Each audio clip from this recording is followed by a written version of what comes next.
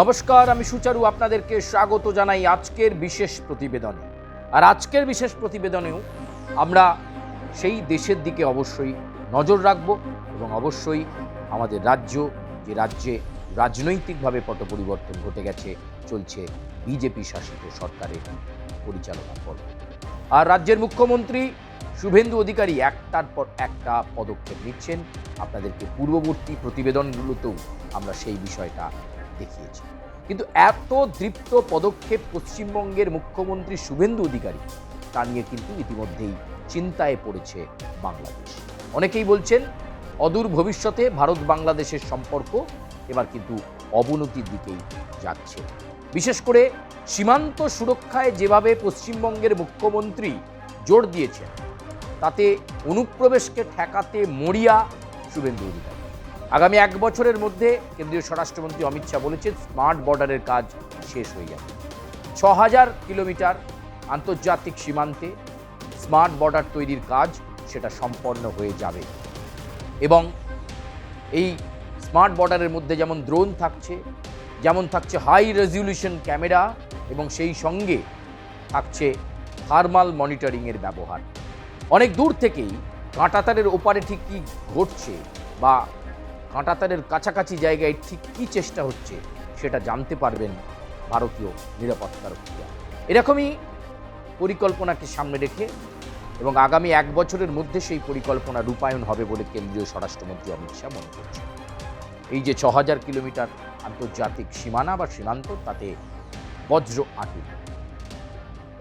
এখন বিষয় হচ্ছে, বিগত কয়েকদিন ধরে বাংলাদেশে ভারতবর্ষের প্রধানমন্ত্রী নরেন্দ্র মোদী বা পশ্চিমবঙ্গের মুখ্যমন্ত্রী শুভেন্দু অধিকারীর বিরুদ্ধে লাগাতার স্লোগান, শাউটিং এইসব চলছে।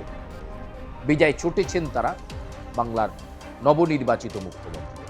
শুভেন্দু অধিকারী নির্বাচনে বিজয় হওয়ার পর মুসলমানদেরকে জয় শ্রীরাম বলতে বাধ্য করছে। মোদীকে ক্ষমতা থেকে নামিয়ে আমরা ভারতে ইসলামী পতাকা উদ্দিন করবো ইনশাআল্লাহ। এবং এমন একটা পরিস্থিতিতে প্রেক্ষাপটে দাঁড়িয়ে আমরা দেখেছিলাম 2 বছর আগেই ডক্টর ইউনূসের অন্তর্বর্তী সরকার যখন বাংলাদেশে চলছিল, তখনও কিন্তু ভারতের সঙ্গে বাংলাদেশের সম্পর্কের উন্নতি হয়নি, বরং পরিস্থিতি আরও অবনতির দিকে গেছে। আগামী 1 বছরের মধ্যে সীমান্ত সিল, এইটাই আশু লক্ষ্য নিয়ে চলছে অমিত শাহ এবং কেন্দ্রীয় স্বরাষ্ট্রমন্ত্রীর নির্দেশে পশ্চিমবঙ্গও ঠিক সেইভাবেই চলছে। এবং যে অনুপ্রবেশকারী বাংলাদেশিদের চিহ্নিত করা হয়েছে তাদেরকে পুশ ব্যাক করা হবে, বিএসএফের মাধ্যমে বিজিবির কাছে তারা চলে যাবে। এই বিষয়টা, এই পুশ ব্যাক কার্যকরের পরেই কিন্তু ভারত বাংলাদেশের সম্পর্ক আরও তলানিতে যাবে বলেই মনে করছেন বিশেষজ্ঞরা। যদিও বাংলাদেশে জামাতিরা লাগাতার কার্যকলাপ করে চলেছেন, সেখানে ভারত বিদ্বেষী স্লোগান, ভারতীয় পণ্য বর্জন করো, কেনার দরকার নেই, ভারতের ব্যবসা পণ্য করে দাও। কিন্তু অনেকেই জানেন না যে ভারত বাংলাদেশের ওপর মুখাপেক্ষী হয়ে বসে নেই। আন্তর্জাতিক ক্ষেত্রে ভারতের বাণিজ্যের পরিধিও অনেক বেশি। ফলে রপ্তানি ক্ষেত্রে, ব্যবসা বাণিজ্যের ক্ষেত্রে ভারত অনেক সফলতার জায়গায় রয়েছে। ফলে সেই জায়গায় বাংলাদেশের সঙ্গে ভারতের সম্পর্ক আগামী দিকে কিন্তু অবনতির দিকেই এগিয়ে যাচ্ছে একটু করে।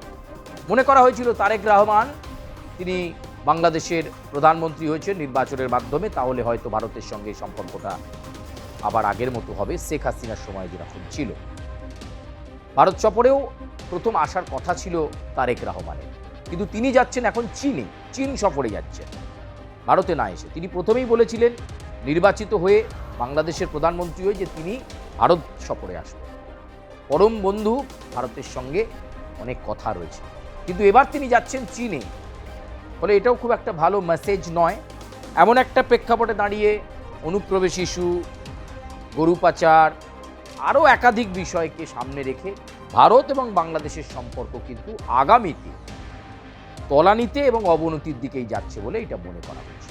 বন্দর বাণিজ্যও ধাক্কা খেয়েছে, ফলে তাতেও বিগত কয়েক বছরে সেরকম কোনো ড্রাস্টিক চেঞ্জ নেই। ফলে এমন একটা পরিস্থিতিতে দাঁড়িয়ে ইউরোপিয়ান কান্ট্রিগুলো যদি একে অপরের ওপর কাঁধে কাঁধ রেখে প্রতিবেশী বন্ধু রাষ্ট্র হিসাবে চলতে পারে, তাহলে কেন বাংলাদেশ পারছে না? কেন বাংলাদেশের ভেতরে ভারত বিদ্বেষী কার্যকলাপ, ভারত বিদ্বেষী স্লোগান এগুলো বন্ধ হচ্ছে না? এবং পশ্চিমবঙ্গের মতো ভারতের গুরুত্বপূর্ণ রাজ্যে বিজেপি সরকার আসার ফলে কেন এত গাত্রদাহ জামাতিদের, এই প্রশ্নগুলো ঘোরাফেরা করছে। এবং ইতিমধ্যেই বিএসএফের জমি হস্তান্তরের প্রক্রিয়া রাজ্যের তরফ থেকে শুরু হয়েছে, কিন্তু দেখা যাচ্ছে বিভিন্ন বর্ডার এরিয়াতে বিএসএফকে কাজ করতে অসুবিধা জায়গায় নিয়ে যাচ্ছে বিজিবি। ত্রিপুরাতেই কয়েকদিন আগে হয়েছে, ত্রিপুরা বর্ডারে বিএসএফ জমি মাপামাপি করছিল, জমি জরিপের কাজ করছিল, বিজিবি এসে বলছে জানাতে হবে, আপনারা সীমান্তে কি করছেন না করছেন জানাতে হবে। বিএসএফ বলছে আমরা বাধ্য নই।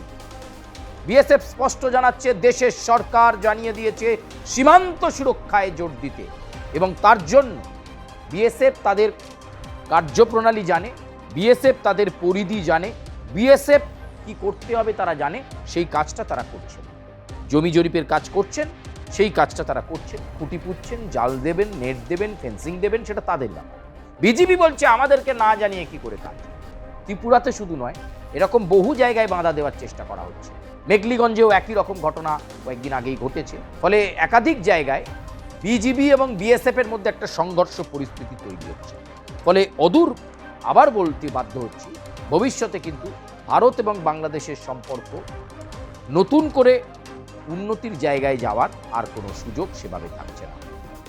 এবং ভারতের এই যে নয়া নীতি যে আমি একটা স্মার্ট বর্ডার করব, দেখুন প্রত্যেকটা দেশই চাইবে তার দেশের সীমান্ত সুরক্ষা জোর দিতে, তার দেশের মানুষরা যাতে নিরাপত্তাহীনতায় না ভোগে, এই অনুপ্রবেশ যাতে না হয়, সেটাই হচ্ছে।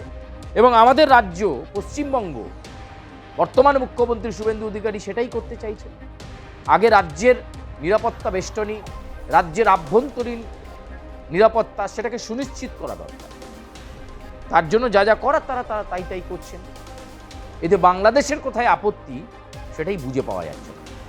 যেটা দাঁড়াচ্ছে তাতে করে এই পুশব্যাকের পর নতুন করে সীমান্তে কিন্তু একটা অস্থিরতা দেখা যেতে পারে, এমনটাই কিন্তু মনে করা হচ্ছে। ভারতও তাই মনে করছে, বাংলাদেশও কিন্তু ইতিমধ্যেই সেটাই আন্দাজ করতে শুরু করেছে। কিন্তু আমরা চাই সেই মুক্তিযুদ্ধের সময় থেকে বাংলাদেশের পাশে ভারতবর্ষ থেকেছে। কাজেই বাংলাদেশ এমন কোনো সিদ্ধান্ত, এমন কোনো স্টেটমেন্ট নেবেন না, এমন কোনো কার্যকলাপ বাংলাদেশের সরকার বা প্রশাসন করবেন না যাতে করে ভারতবর্ষের সঙ্গে বাংলাদেশের সম্পর্কটা অবনতির দিকে যায়। ট্যুরিস্ট ভিসা বাংলাদেশ, কোনো খবর নেই কবে হবে, কি হবে, ট্যুরিস্ট ভিসার ভবিষ্যৎ কি, কোনো খবর নেই কিন্তু। ফলে এই বিষয়টাও ভারত বাংলাদেশের সম্পর্ক যতটা অবনতির দিকে যাবে, ততই কিন্তু এই ট্যুরিস্ট ভিসার বিষয়টা ভারতে আসার জন্য সেটা কিন্তু কঠিন হয়ে যাবে। প্রিয় দর্শক, আজকের মতো এ পর্যন্তই। আপনাদের সঙ্গে আবার কথা হবে। আজকে ঠিক যেভাবে আমরা কথা বললাম, আগামী 1 বছর ভারত তথা পশ্চিমবঙ্গের একটাই উদ্দেশ্য, লক্ষ্য, জিরো টলারেন্স, সীমান্ত সুরক্ষায় জোর, আর তার সাথে অনুপ্রবেশ বন্ধ করা। এই নীতিতে এগোচ্ছে পশ্চিমবঙ্গ এবং গোটা ভারতবর্ষ। ভবিষ্যৎ কি হবে ভারতের সঙ্গে বাংলাদেশের, সেটা হয়তো বলবে সময়। আজকের মতো এ পর্যন্তই। আপনারা লাইক করবেন, কমেন্ট করবেন, সাবস্ক্রাইব করবেন, বেল আইকনে যেন প্রেস করতে ভুলবেন না। ধন্যবাদ, সকলকে ধন্যবাদ জানাই এবং আজকের মতো প্রতিবেদন এখানেই শেষ করছি।